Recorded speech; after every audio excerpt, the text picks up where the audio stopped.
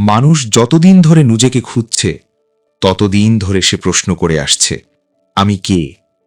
এই প্রশ্নের উত্তর খুঁজতে অসংখ্য শাস্ত্র, দর্শন ও সাধনা পথ জন্ম নিয়েছে। কিন্তু মানব ইতিহাসে এমন কিছু শাস্ত্র আছে যেগুলোর কোনো আড়ম্বর নেই, কোনো জটিলতা নেই, কেবল খাঁটি সত্য, যা সরাসরি মানুষের অন্তরে গিয়ে আলো জ্বালায়। অষ্টাবক্র গীতা সেই বিরল রত্নগুলোর একটি। এই গ্রন্থে যেখানে একজন কিশোর ঋষি শরীরের ৮ স্থানে বিকলতা থাকা সত্ত্বেও রাজা জনকের সামনে দাঁড়িয়ে শুধু কয়েকটি বাক্যে সংসার, দুঃখ, খোঁজ, আসক্তি এবং মুক্তির গভীরতম সত্যগুলো উন্মোচন করে দেন। এই কথোপকথন এতটাই নির্মল, এতটাই সরাসরি, যেন আয়নার সামনে দাঁড়িয়ে নিজের মুখ দেখার মতো স্পষ্ট। কিন্তু যুগের পর যুগ অষ্টাবক্র গীতা অনেকের কাছেই কঠিন ও দুর্বোধ্য মনে হয়েছে, কারণ এর শ্লোকগুলো গভীর, ভাষা প্রজ্ঞায় ভারী এবং ব্যাখ্যার জন্য দরকার খোলা মন ও অন্তর্মুখী দৃষ্টি। এই বই অষ্টাবক্র গীতা পরম জ্ঞান সেই জটিলতাকে দূর করে এই অনন্ত জ্ঞানের বাণীকে এমনভাবে উপস্থাপন করার চেষ্টা, যা প্রথমবারের শ্রোতাও বুঝতে পারবেন, অনুভব করতে পারবেন এবং নিজের জীবনে প্রয়োগ করতে পারবেন। এই ভিডিওটির বিশেষত্ব, এই উপস্থাপনায় প্রতিটি অধ্যায়ের প্রতিটি শ্লোক অত্যন্ত সহজ ভাষায় ব্যাখ্যা করা হয়েছে। প্রতিটি শ্লোকের বাস্তব উদাহরণ যোগ করা হয়েছে, দৈনন্দিন জীবনের, সম্পর্কের, কাজের, মানসিক অবস্থার। শ্রোতার জন্য ব্যবহারযোগ্য অনুশীলন যুক্ত করা হয়েছে, যা করে দেখা যায়, অনুভব করা যায় এবং দার্শনিক জ্ঞানকে কোনো কঠিন তত্ত্ব হিসেবে নয়, বরং জীবনের পথপ্রদর্শক হিসেবে তুলে ধরা হয়েছে। এখানে অষ্টাবক্রের জ্ঞানকে আমরা কোনো ধর্মীয় সীমারেখায় বাঁধিনি। এই জ্ঞান সবার জন্য, যিনি দুঃখের বাইরে যেতে চান, যিনি নিজেকে বুঝতে চান, যিনি শান্তি খুঁজছেন, যিনি মুক্ত হতে চান। কেন এই ভিডিওটি অন্যরকম? ইতিহাসে অষ্টাবক্রের বাণীকে নিয়ে অসংখ্য গবেষণা, অনুবাদ ও আলোচনা হয়েছে, কিন্তু এত সহজ, এত স্পষ্ট এবং ব্যবহারযোগ্য দৃষ্টিকোণ থেকে অষ্টাবক্র গীতাকে আজ পর্যন্ত খুব কমই উপস্থাপন করা হয়েছে। এখানে আমরা দর্শন নয়, জীবনকে দেখেছি, তত্ত্ব নয়, অভিজ্ঞতাকে গুরুত্ব দিয়েছি, শব্দ নয়, অর্থকে এগিয়ে রেখেছি। এবং সবচেয়ে বড় কথা, এই ভিডিও আপনাকে জানাবে নয়, জাগাবে। কারণ অষ্টাবক্র গীতা শুধু পড়ার বই নয়, এটি অনুভব করার, চর্চা করার এবং নিজের ভিতরে এক নতুন আলো আবিষ্কার করার পথ। যদি আপনি সত্যের সন্ধানী হন, যদি আপনি সহজ, নির্মল, নিখাদ জ্ঞানের তৃষ্ণা নিয়ে চলেন, তাহলে এই ভিডিওটি আপনার সঙ্গী হবে। আসুন, অষ্টাবক্রের সেই প্রাচীন কিন্তু অনন্ত জ্ঞানের আলোয় আমরা নিজেদের নতুনভাবে চিনে নিই। আসুন, এই মুক্তির পথ চলাটা শুরু করি, একটি শ্লোক থেকে, একটি উপলব্ধি থেকে। মিথিলার রাজপ্রাসাদ আজ এই ভোরে অদ্ভুত নিস্তব্ধ। প্রতিদিন ভোরে রাজদরবারের আশেপাশে যেখানে সৈন্যদের পা ফেলার শব্দ, রথের চাকার ঘর্ষণ আর সেবকদের কথাবার্তা শোনা যেত, আজ যেন সবকিছু থমথমে। রাজা জনক রাত জেগেছিলেন। দ্বাররক্ষীরা দেখেছে তিনি একা প্রাসাদের ছাদে দাঁড়িয়ে পূর্ব আকাশের দিকে তাকিয়েছিলেন। আকাশ ফর্সা হচ্ছে, কিন্তু তার অন্তর আরও অন্ধকারে আটকে যাচ্ছে। হঠাৎ তার মনে আবার সেই চিরদিনের প্রশ্নগুলো ফিরে এলো। আমি কে? এই দুঃখ, এই চাপ, এই ভয় সবই কোথা থেকে আসে? আমি রাজা, আমার সব আছে, তবুও কেন গভীরে এত শূন্যতা? এই প্রশ্নগুলোর আগুন এতটাই তীব্র হল যে তিনি রাতেই সিদ্ধান্ত নিলেন, সত্য জানতে হবে, এখনই। সকালে মিথিলার রাজসভা পূর্ণ হয়ে গেল অসংখ্য ঋষি, যোগী, পণ্ডিত ও দার্শনিকদের ভিড়ে। জনক সিংহাসনে বসেই বললেন, এই মুহূর্তে, এখনই কি করলে মুক্তি মিলবে? কম শব্দে বলুন, সরাসরি বলুন। সেই বিশাল রাজসভায় ফিস ফিস আলোড়ন উঠল। অনেক ঋষি শাস্ত্র থেকে উদ্ধৃতি দিতে লাগলেন। কেউ যোগের কথা বললেন, কেউ তপস্যার পথ, কেউ বললেন হোমযজ্ঞ, কেউ বললেন দীর্ঘ ধ্যানের কথা। জনকের চোখে বিরক্তি বাড়তে লাগল। এসব তো বহুবার শুনেছি, যে উত্তর বুকে আলো জ্বালাবে তা কোথায়? রাজসভা নিস্তব্ধ হয়ে গেল। ঠিক তখন দরবারের দরজা ধীরে ধীরে খুলল। প্রবেশ করলেন এক কিশোর। ভিতরে ঢুকলেন ঋষি কাহট আর তার সঙ্গে এক কিশোর। মাত্র 12 বছর বয়স, কিন্তু দেহটি অদ্ভুতভাবে বেঁকে আছে। হাত, পা, কোমর, ঘাড় সব জায়গায় বাঁক। দরবারের বহু পণ্ডিত তাকে দেখে সরে গেলেন। কেউ বা মুখ টিপে হাসলেন, কেউ ফিসফিস করে বলল, এ আবার কেমন ঋষি। কিন্তু কিশোর তাদের দিকে একবারও তাকালো না। তার চোখ ছিল সরাসরি জনকের চোখে, আর সেই চোখে ছিল এমন শান্তি, এমন স্বচ্ছতা, যা দেখলে মনে হয় যেন অনন্ত মহাসাগর আড়ালে লুকিয়ে আছে। রাজসভায় নীরবতা ছড়িয়ে পড়ল।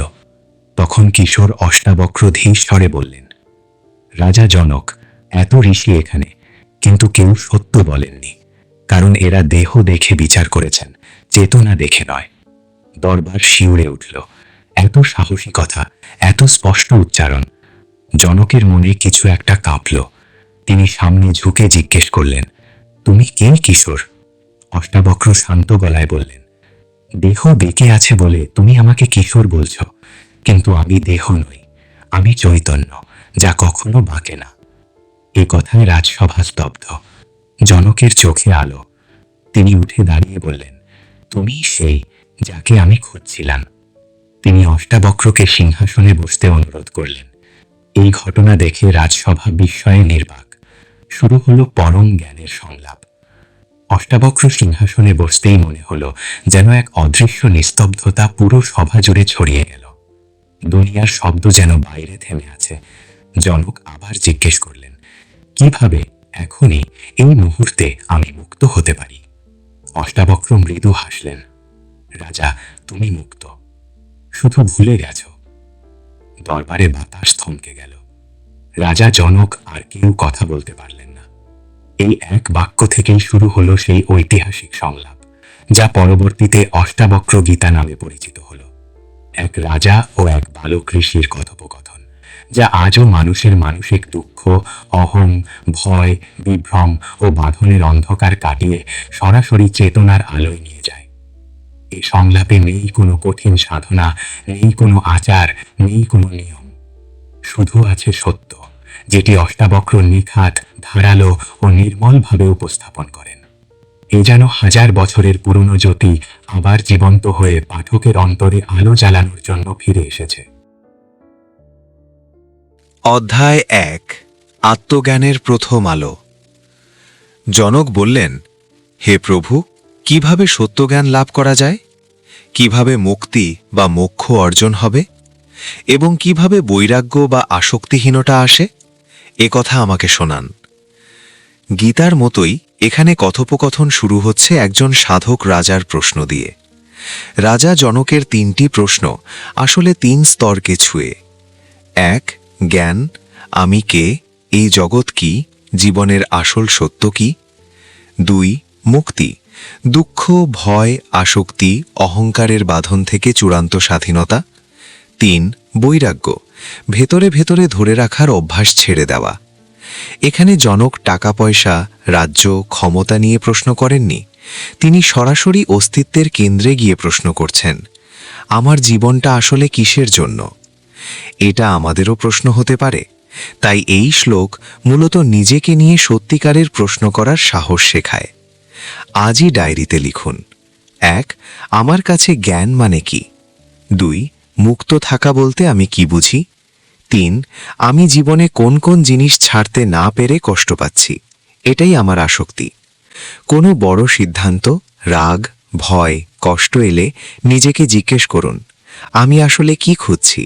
নিরাপত্তা, ভালোবাসা, সম্মান? ধীরে ধীরে আপনি নিজের আসল প্রশ্নগুলোকে চিনতে পারবেন।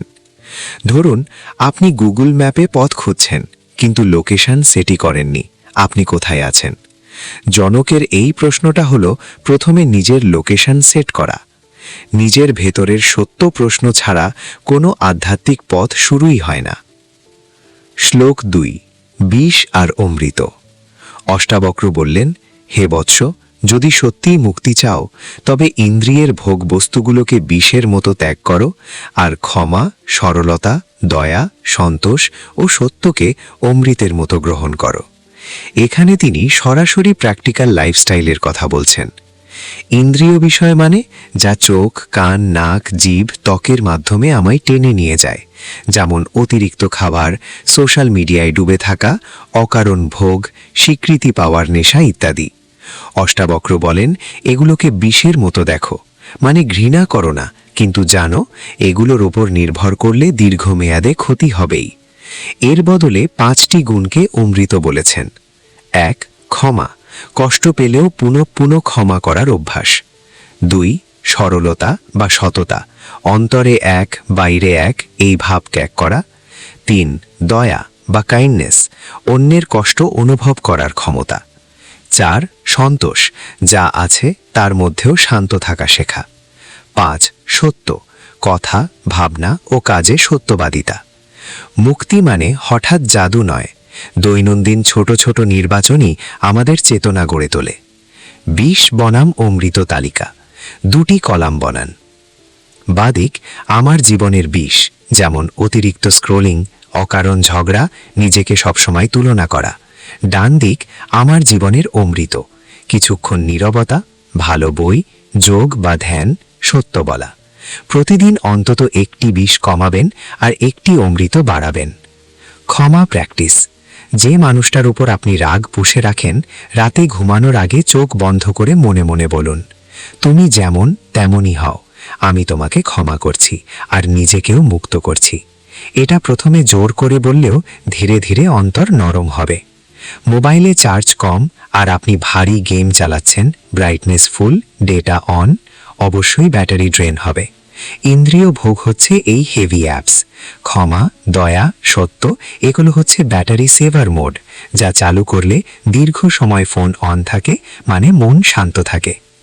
শ্লোক 3, তুমি উপাদান নও, তুমি সাক্ষী।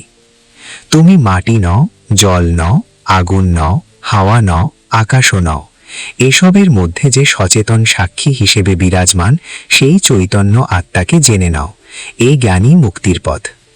অষ্টাবক্র বলছেন, তুমি 5 ভৌতিক উপাদানের সমন্বয়ে গঠিত দেহ নও। দেহ মাটি, জল ইত্যাদি থেকে তৈরি, মন পরিবর্তনশীল ভাবনা, কিন্তু তুমি হলে সেই সচেতনতা যা সবকিছুকে দেখছে, বুঝছে, অনুভব করছে। দেহ বদলাচ্ছে, তবু আমি আছি অনুভূতি একই। মনের ভাব বদলাচ্ছে, তবু আমি জানি আমি ভাবছি, অনুভূতি একই। এই আমি যা সবকিছুরও সাক্ষী, এটাই আত্মা। এই আত্মাকে জানাই মুক্তির শুরু। আমি কে? অবজারভেশন। দিনে 3 বার 2 মিনিট করে চুপ করে বসুন। মনে মনে দেখুন, এখন দেহে কেমন অনুভূতি, গরম, ঠান্ডা, ব্যথা। মনের মধ্যে কি চলছে, চিন্তা, দুশ্চিন্তা, পরিকল্পনা। এবং বারবার মনে বলুন, আমি দেহকে দেখছি, আমি মনকে দেখছি। আমি মানে দেখাশোনার সাক্ষী। ব্যথার সময় সচেতনতা। শরীরে সামান্য ব্যথা হলে, যেমন মাথা ব্যথা, মাংসপেশির টান, 1 থেকে 2 মিনিট শুধু শ্বাসের সঙ্গে সঙ্গে ব্যথাকে দেখুন, এখানে ব্যথা হচ্ছে আর আমি সেটাকে দেখছি। ধীরে ধীরে বুঝবেন ব্যথা আপনি নন, ব্যথা আপনার অভিজ্ঞতার অংশ। একটা সিনেমা হলে আপনি বসে সিনেমা দেখছেন, স্ক্রিনে যুদ্ধ, প্রেম, কান্না সবই চলছে, কিন্তু আপনি পর্যবেক্ষক। দেহ, মন, জগৎ সবই সেই পর্দার সিনেমা, আর আপনি হলেন হল ঘরে বসে থাকা সাক্ষী দর্শক। শ্লোক 4, দেহ থেকে সরে দাঁড়াও। তুমি যদি নিজেকে দেহ থেকে আলাদা করে শুদ্ধ চেতনা হিসেবে স্থির হতে পারো, তবে খুব দ্রুতই তুমি সুখ, শান্তি এবং বন্ধন মুক্তি অনুভব করবে। এখানে তিনি টেকনিক দিচ্ছেন, শুধু দার্শনিক কথা নয়। আমরা সাধারণত সব কিছুর সঙ্গে দেহকে কেন্দ্র ধরে চিন্তা করি। আমি সুন্দর কিনা, মোটা না রোগা, স্মার্ট না ফালতু, অন্যের চোখে আমি কি। এই দেহ কেন্দ্রিকতাই অনেক দুঃখের মূল। অষ্টাবক্র বলছেন, দেহ থেকে 1 পা পিছিয়ে দাঁড়াও। মানে মনে মনে, দেহটা আমার একটি টুল বা যন্ত্র। আসল আমি এই যন্ত্রের ব্যবহারকারী। এমন দৃষ্টিভঙ্গি আসলেই আনতে পারলে ভয় কমে, তুলনা কমে, লজ্জা কমে, আর একটা গভীর অন্তর্শান্তি তৈরি হয়। আয়নার সামনে দাঁড়িয়ে নিজেকে দেখুন, কিন্তু মিনিট 2 শুধু ভাবুন, এগুলো আমার দেহের বৈশিষ্ট্য, কিন্তু আমি আয়নার ভেতরের চেতনা, যা দেখছে, বুঝছে। দিন শেষে চোখ বন্ধ করে দেহের প্রতিটি অংশকে মনে মনে বলুন, আজ সারাদিন সব কাজ করেছ, ধন্যবাদ। তুমি আমার টুল, আমি তোমার ব্যবহারকারী। এতে দেহ নিয়ে অপরাধবোধ ও ঘৃণা না বাড়িয়ে সম্মান প্লাস বিচ্ছিন্নতা দুটোই বাড়ে। যেমন আপনি একটা মোবাইল ব্যবহার করছেন, মোবাইল ভেঙে গেলে আপনি বদলে নতুন মোবাইল নেবেন। আপনি কখনো ভাবেন না মোবাইল ভেঙে গেছে তাই আমিই শেষ। তেমনি দেহ ডিভাইস, আত্মা অ্যাকাউন্ট বা ডেটা যা অন্য ডিভাইসেও লগ ইন করতে পারে। শ্লোক 5।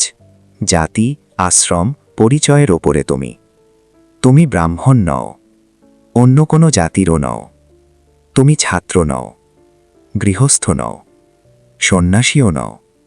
তুমি দৃশ্যমান নও, তুমি নিরাকার, নির্লিপ্ত, সর্বসাক্ষী চেতনা। তুমি স্বভাবতই আনন্দময়। এখানে অষ্টাবক্র সামাজিক পরিচয়ের সবকটাই কাটছেন। জাতি, ধর্মীয় আশ্রম বা লাইফস্টাইল, ব্রহ্মচারী, গৃহস্থ, বনপ্রস্থ, সন্ন্যাসী, এসব হলো রোল, নাটকের চরিত্র। কিন্তু তুমি হচ্ছ অভিনেতা, যার কোনো স্থায়ী লেবেল নেই। এটা আজকের ভাষায় বলতে গেলে তুমি তোমার পেশা নও, ডাক্তার, ইঞ্জিনিয়ার, সম্পর্ক নও, বাবা মা ছেলে মেয়ে, অর্জন নও, রেজাল্ট, টাকা, ফলোয়ার, এসব সবই বদলায়। কিন্তু যে সচেতন উপস্থিতি সবসময় আছে সেই তুমি নামধামে অতিক্রান্ত আত্মা। কাগজে লিখুন আমি কে, তার নিচে যা যা আসে লিখুন। আমি বাবা মা, আমি শিক্ষক, আমি এমন তেমন। সবশেষে লিখুন এই সব রোলের পেছনে আমি শুধু চেতনা, যা এদের প্রত্যক্ষ করছে। ব্যর্থতা বা লজ্জার মুহূর্তে মন্ত্র, কোনো কাজ ভালো না হলে মনে মনে বলুন এই কাজটাতে আমি সফল বা ব্যর্থ হয়েছি, কিন্তু এটা আমার আসল সত্তা নয়, আমি সেই সত্তা যা প্রত্যক্ষ করছে। এটা অহংকে সরাসরি প্রশমিত করে। একজন অভিনেতা আজ সিনেমায় ভিলেন, কাল হিরো, পরশু কমেডিয়ান। রোল বদলালেও অভিনেতা একই। রোলগুলো নিয়ে যদি সে গর্ব বা লজ্জা করে তবে সে ভুলে গেছে আমি রোল না, আমি অভিনেতা। আমরাও তেমন। জীবনে অনেক রোল নিয়ে খেললেও আসল আমরা সেই চিরসাক্ষী অভিনেতা। শ্লোক 6। ধর্ম অধর্ম, সুখ দুঃখ সব মনের ব্যাপার। ধর্ম অধর্ম, সুখ দুঃখ এসব সবই মনের স্তর পর্যন্ত। হে প্রিয়, তুমি না কর্তা না ভোক্তা, তুমি সর্বদা মুক্ত চেতনা। এখানে খুব সূক্ষ্ম কথা। অষ্টাবক্র নৈতিকতা বাতিল করছেন না, বলছেন নৈতিকতার খেলা, ফলাফল, সুখ দুঃখ সবই মন স্তরে চলছে। তুমি যদি নিজেকে শুধু মন হিসেবে জানো তবে সব সুখ দুঃখ তোমাকে নাড়াবে। কিন্তু একটু পেছনে সরে দেখলে মন ভালো লাগছে বা খারাপ লাগছে, এগুলো সব একজন প্রত্যক্ষকারীর কাছে ঘটছে, যিনি নিজে থাকছেন একই। তুমি কর্তা নও, কাজ আসলে প্রকৃতি, অভ্যাস, শরীর মন করছে। তুমি ভোক্তা নও, ফল ভোগ করছে মন দেহের সিস্টেম। তুমি অনুভবের সাক্ষী। ইমোশনকে আবহাওয়া হাওয়া। হঠাৎ মুড খারাপ হলে মনে মনে বলুন আজ মনের আবহাওয়া মেঘলা। আমি আবহাওয়া নই, আমি আকাশ। এভাবে প্রতিবার আবেগ আসলে 1-2 মুহূর্ত শুধু দেখুন। কাজের পর সচেতন বিরতি।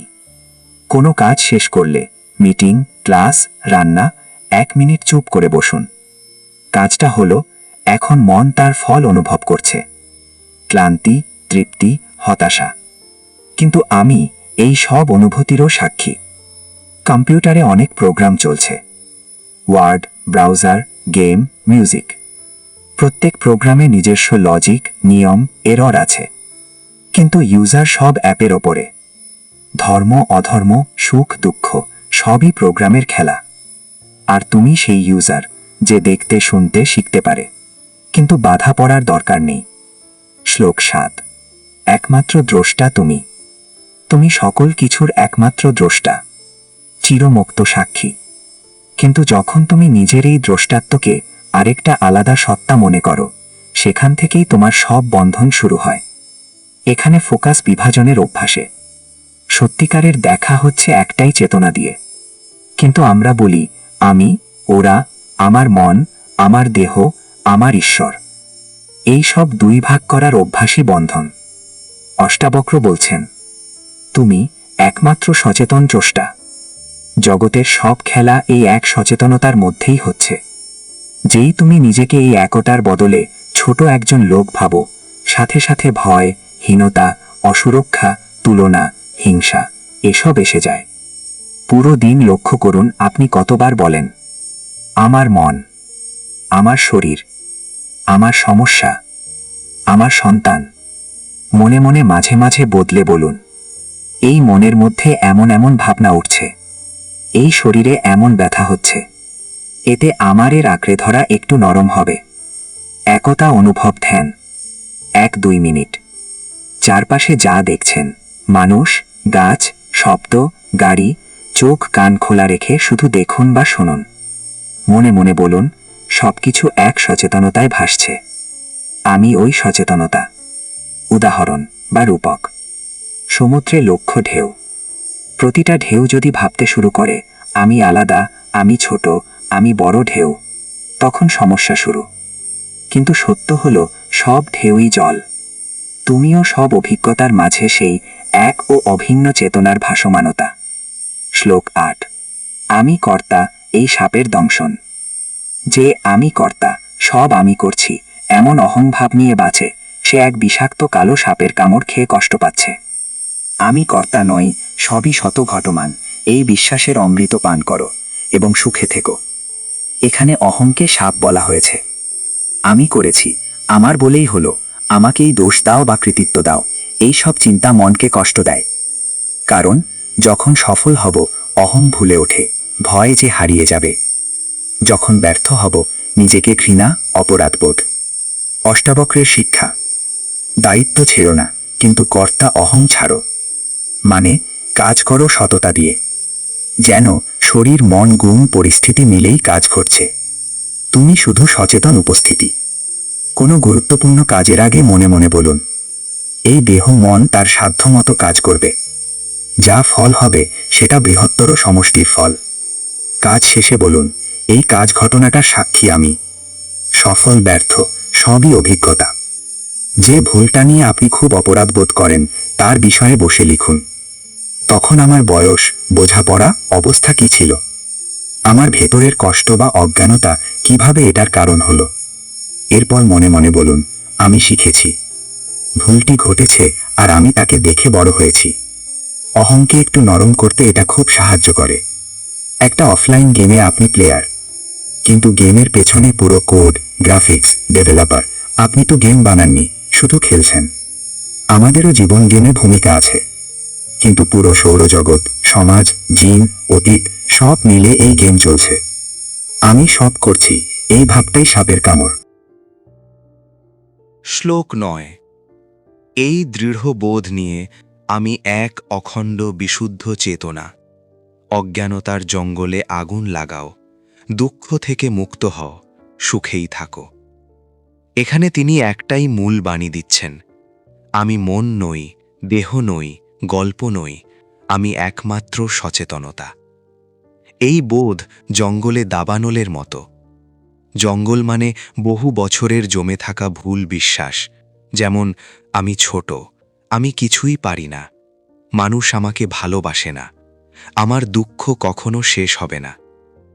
এই এক উপলব্ধি, আমি বিশুদ্ধ চেতনা, দেখতে খুব ছোট একটা ভাবনা, কিন্তু যদি নিয়মিত স্মরণে রাখা যায়, তবে পুরনো গল্প, অভ্যেস জ্বলে ভস্ম হতে থাকে। দিনে অন্তত 3 বার 1 মিনিটের জন্য চোখ বন্ধ করে ধীরে ধীরে বলুন, আমি দুঃখ নই, আমি সাক্ষী। আমি ভয় নই, আমি সাক্ষী। আমি বিশুদ্ধ চেতনা। নিয়মিত করলে একদিন এই বাক্য শুধু কথা থাকবে না, অভিজ্ঞতায় নামবে। যে বিষয় নিয়ে মন বারবার কষ্ট পায়, যেমন সম্পর্ক, টাকা, শরীর, ওই প্রসঙ্গ উঠলেই কাগজে 3টি কথা লিখুন। আমি এখন কোন গল্প বারবার ভাবছি? এই গল্প সত্য নাকি অর্থ সত্য? এই গল্পের নিচে লুকিয়ে থাকা আসল ভয় কি? এটা লিখলেই আপনি গল্পকে দেখতে পাবেন আর একটু আলাদা হয়ে দাঁড়াতে পারবেন। অন্ধকার ঘরে 100 বছর ধরে আলো জ্বালানো হয়নি, মানে এই ঘর জন্মেও আলো দেখে না, এমনটাই যদি কেউ ধারণা করে থাকে, তবু সুইচ অন করলেই ঘর আলোকিত হবে। ঠিক তেমনি যত বছরই আমরা নিজেদের ভুলভাবে জেনে থাকি, সত্যবোধের আলো একবার জেগে উঠলেই পুরনো অন্ধকার নিজে থেকেই সরে যায়। শ্লোক 10। সাপ দড়ির মায়া। এই জগৎ একটা ভ্রম। যেমন অন্ধকারে দড়িকে দেখে সাপ মনে হয়।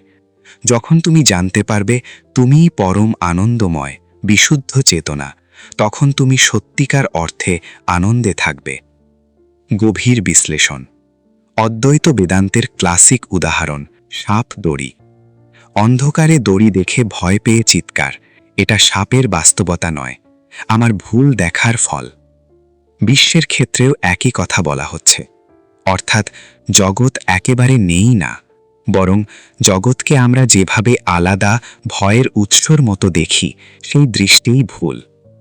আমি যদি বুঝি সবকিছুই এক চেতনার প্রকাশ আর আমি সেই চেতনা, তাহলে ভয়ের জায়গায় আসে কৌতূহল, গ্রহণ, শান্তি। জগৎ তখন শত্রু না, শিক্ষাক্ষেত্র হয়ে ওঠে। কোনো ব্যাপারে হঠাৎ খুব ভয় বা দুশ্চিন্তা এলে নিজেকে জিজ্ঞেস করুন, 1. আমি এখন ঠিক কি দেখছি বা কল্পনা করছি? 2. যদি এটা দড়ি হয় আর আমি তাকে সাপ মনে করে ভয় পাচ্ছি, তাহলে আসল সত্য কি হতে পারে? প্রতিদিন সকালে এক বাক্যে ঠিক করুন, আজ যা কিছু ঘটবে সবই আমার চেতনাকে জাগানোর ক্লাস। দিন শেষে লিখুন, আজের 1-2 কঠিন ঘটনায় আমি কি শিখলাম। আপনি 3D সিনেমা দেখছেন চশমা পরে, স্ক্রিন থেকে তলোয়ার বেরিয়ে আসছে মনে হচ্ছে, কিন্তু আসলে সবই প্রজেকশন। এই জীবনও এক বিশাল 3D প্রজেকশন। আলো চেতনা, স্ক্রিন মন, ছবি অভিজ্ঞতা। আলোকে জানলে ছবির ভয় কমে। শ্লোক 11। যেমন ভাব তেমন ফল। যে মুক্তিকে সত্যি সত্যি মূল্য দেয় সে মুক্ত হয়, যে বন্ধনকে ধরে থাকে সে বাধাই থাকে। যেমন চিন্তা তেমন ফল। এই পৃথিবীতে এই কথাই সত্য। এটা পিওর মাইন্ডসেট শ্লোক। যদি আমি বারবার নিজের সম্পর্কে ভাবি, আমি অসহায়, আমি পারব না, আমারই দুর্ভাগ্য, তবে আমার আচরণ, সিদ্ধান্ত সবই সেই চিন্তাকে সত্যি করে তুলতে কাজ করবে। আর যদি আমি আস্তে আস্তে এমন ভাবনা চর্চা করি, আমি চেতনা, আমি সাক্ষী, আমার মধ্যে শক্তি আছে, তবে ধীরে ধীরে জীবন সেই মোতাবেকই গড়ে উঠবে। এটা শুধু পজিটিভ থিঙ্কিং নয়, এটা চেতনা কেন্দ্রিক থিঙ্কিং। একটি নতুন বিশ্বাস বেছে নিন, যেমন আমি ভিতরে ভিতরে শক্তিশালী চেতনা। দিনে কমপক্ষে 10 বার ধীরে ধীরে এই বাক্যটা মনে মনে বলুন, বিশেষ করে হতাশার মুহূর্তে। যেমন আপনি যদি সব সময় ভাবেন আমি গণিতে দুর্বল, তবে পড়ার আগেই ভয় এড়িয়ে চলা, ফলত ফল খারাপ, আবার প্রমাণ পেলেন দুর্বল তো। আসলে দুর্বল ছিলেন প্র্যাকটিসে, কিন্তু বিশ্বাসের কারণে সেই চিত্র চিরস্থায়ী হয়ে গেল। অষ্টাবক্র বলতে চাচ্ছেন, তোমার আত্মসম্বন্ধে চিন্তা বদলাও, জীবন বদলে যাবে। শ্লোক 12। সর্বব্যাপী, শান্ত, আকাঙ্ক্ষাহীন আত্মা। আত্মা হল সাক্ষী, সর্বব্যাপী, পূর্ণ, এক ও অদ্বিতীয়। সে স্বভাবতই মুক্ত, নিরাসক্ত ও শান্ত। জন্ম মৃত্যুর চক্রে থেকেও তা নিস্পৃহ, অক্রিয় চেতনা মাত্র। মূল ভাব। এখানে আত্মার পরিচয় একসাথে কয়েকভাবে দিলেন। সাক্ষী, সর্বত্র বিস্তৃত, পূর্ণ, কিছুর অভাব নেই, এক ও অদ্বৈত, ইচ্ছাহীন, আকাঙ্ক্ষাহীন, ভেতরে চিরশান্ত, বাইরে যাই ঘটুক। শ্বাস সাক্ষী ধ্যান 2 থেকে 3 মিনিট। শ্বাস নেওয়া ছাড়া দেখুন শুধু। মনে মনে বলুন, শ্বাস আসছে যাচ্ছে, ভাবনা আসছে যাচ্ছে, আমি শুধু সাক্ষী। কাজ করতে করতে নিজের মনকে বলুন, বাইরে আমি 100% দায়িত্বশীল, ভেতরে আমি 100% সাক্ষী। এটা ধীরে ধীরে জাগে, একবারে হবে না, কিন্তু একটা ডাবল লেয়ার সচেতনতা তৈরি হবে। শ্লোক 13। আমি শুধু সচেতনতা, মনন। অপরিবর্তনীয়, অদ্বৈত, জ্ঞান স্বরূপ আত্মার উপর ধ্যান করো। অহংবোধ, মোহ, আবেগ আর ভেতর বাইরের দ্বৈততা, এসব থেকে নিজেকে আলাদা করো। এখানে তিনি একটা প্র্যাকটিক্যাল মেডিটেশন থিম দিচ্ছেন। আমি মন নই, আমি শুধু সচেতনতা, এই কথার ওপর ধ্যান। ভেতর মনের ভাব আর বাইর জগৎ দুটোই চেতনার মধ্যে উঠছে নামছে। ছোট ধ্যান পদ্ধতি: 1. চুপ করে বসুন, চোখ বন্ধ। 2. ভাবুন, যা কিছু অনুভব করছি সব একটি চেতনা আকাশে ভাসছে। আমি এই আকাশ, মেঘ নই। শ্লোক 15। তুমিই মুক্ত, ধ্যানেরও ওপরে। তুমি আসলে সবসময়ই মুক্ত, উজ্জ্বল, শান্ত। তোমার আসল বন্ধন এটাই, তুমি ভাবছ আমাকে ধ্যান করে বিশেষ অবস্থা পেয়ে আত্মা হতে হবে। একটু শকিং কথা, ধ্যান করলেই মুক্তি, এই ধারণাটাকেও বন্ধনের একটি সূক্ষ্ম রূপ বলছেন। কারণ এতে ইঙ্গিত থাকে এখন আমি অসম্পূর্ণ, কিছু করলেই একদিন সম্পূর্ণ হব। অষ্টাবক্রের অবস্থান, এখনই তুমি সম্পূর্ণ। ধ্যান চর্চা দরকার, কিন্তু আমি অসম্পূর্ণ এই বিশ্বাস থেকে নয়, বরং আমি যা তাকে পরিষ্কারভাবে দেখতে চাই এই ইচ্ছা থেকে। শ্লোক 16। তোমার ভিতরেই ভুবন, ছোট মন করো না। এই সমগ্র বিশ্ব তোমার দ্বারা পরিব্যাপ্ত, তোমার মধ্যেই সব গাথা। তুমি স্বভাবতই বিশুদ্ধ চেতনা, তাই সংকীর্ণ দুষ্ট চিন্তা পোষণ করো না। এখানে এক ধরনের কসমিক সেলফ ইমেজ দিচ্ছেন। বিশ্ব আমার ভেতরে, আমি ছোট একটা দেহ মনে বন্দী নই। সংকীর্ণ মানে শুধু নিজের লাভ ক্ষতি, ঈর্ষা, হীনতা এই বৃত্তে আটকে থাকা। আত্মজ্ঞান আমাদের হৃদয়কেও বড় করে। শ্লোক 17। আকাঙ্ক্ষাহীন চেতনা। তোমার কোনো আকাঙ্ক্ষা না থাকলে তুমি নিরাকার, ভারহীন, প্রসন্ন ও গভীর। তুমি বিশুদ্ধ চেতনা, কোনো কিছুর আকাঙ্ক্ষা করো না। এখানে কিছু চেয়েও না বলছেন মানে জীবনের প্র্যাকটিক্যাল দরকার চেষ্টা বন্ধ করো না, বরং ভিতরের লোভ, লাগামহীন চাওয়া থেকে মুক্ত হও। মন যত শান্ত, চাহিদা যত সরল, চেতনার প্রকৃতি তত স্পষ্ট হয়। শ্লোক 18। রূপ অস্থায়ী, অরূপ শাশ্বত। যা কিছু রূপধারী তা অনিত্য, অবাস্তব। যা রূপহীন সেটাই চিরস্থায়ী। এই সত্য একবার গভীরভাবে বোঝা গেলে আর ভ্রমে ফিরে যাওয়া হয় না। এখানে তিনি বলছেন, যা দেখছি, যার আকার, রং, নাম আছে, সবই বদলাবে, কিন্তু যে চেতনা সবকিছুকে ধারণ করে তার কোনো রূপ নেই, তাই সে বদলায় না। এটা বোঝা মানে অস্থায়ীর ওপর জীবন মরণ নির্ভর না করে শাশ্বতের ওপর ভর করা। শ্লোক 19। আয়না আর প্রতিবিম্ব। যেমন আয়নায় প্রতিচ্ছবি ভেসে থাকে, দেখতে মনে হয় যেন ছবিটাই আয়নাকে ঢেকে ফেলেছে, কিন্তু আয়না অছোঁয়া থাকে। তেমনি পরম আত্মা দেহে যেন বাস করছে, আসলে সে অছোঁয়া সাক্ষী। মূল ভাব, দেহের সঙ্গে জুড়ে আত্মাকে ভাবি বলেই কষ্ট। আসলে দেহ প্রতিবিম্বের ক্যানভাস, আত্মা আয়না, কখনো মলিন হয় না। শ্লোক 20। ঘড়ার ভেতর বাইরের আকাশ যেমন। যেমন একটা ঘড়ার মাটির কলসির ভেতরের আকাশ আর বাইরের আকাশ আসলে এক ও অভিন্ন, তেমনি সকল প্রাণীর মধ্যে যে চেতনা আর সর্বব্যাপী ব্রহ্ম, এ দুটোই আসলে এক। এটাই অদ্বৈত বেদান্তের